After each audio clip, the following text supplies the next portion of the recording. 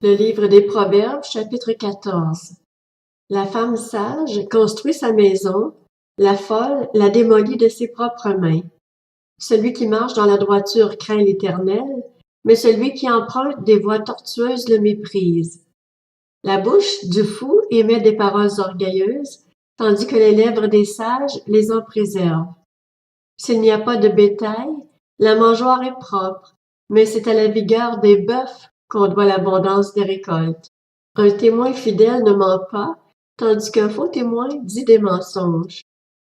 Le moqueur cherche la sagesse et ne la trouve pas, mais pour l'homme intelligent, la connaissance est chose facile.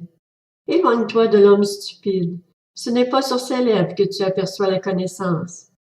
La sagesse de l'homme avisé, c'est de discerner sa voie. La folie des hommes stupides, c'est la tromperie. Les fous se moquent du péché, mais parmi les hommes droits se trouve la bienveillance. Le cœur connaît ses propres chagrins, et un étranger est incapable de s'associer vraiment à sa joie. La maison des méchants sera détruite, tandis que la tente des hommes droits sera florissante. La voie qui paraît droite à un homme peut finalement conduire à la mort. Au milieu même du rire, le cœur peut être dans la peine, et la joie peut finir en tristesse. Celui dont le cœur s'égare sera saisi de ses voies, et l'homme de bien sera saisi de ce qui est en lui. Celui qui manque d'expérience croit tout ce qu'on dit, mais l'homme avisé est attentif à ses pas.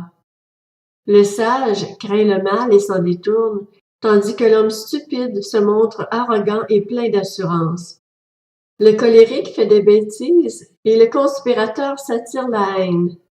Ceux qui manquent d'expérience ont la folie en héritage, mais les hommes prudents se font une couronne de la connaissance. Les mauvais doivent s'incliner devant les bons, et les méchants aux portes du juste.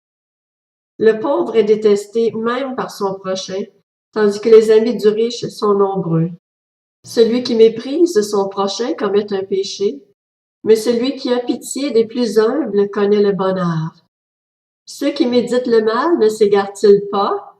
La bonté et la vérité sont la part de ceux qui méditent le bien. Tout travail procure un profit, mais les paroles en l'air ne mènent qu'à la misère.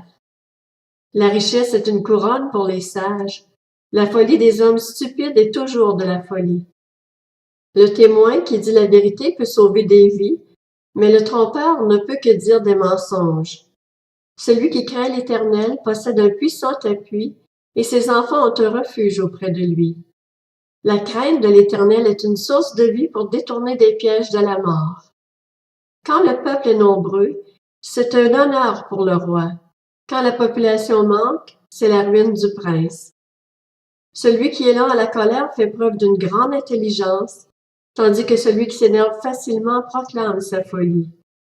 Un cœur paisible est la vie du corps, tandis que l'envie est la carie des os. Exploiter le faible, c'est insulter son Créateur, mais faire grâce aux pauvres, c'est l'honorer. Le méchant est renversé par sa méchanceté, tandis que le juste trouve un refuge même dans sa mort.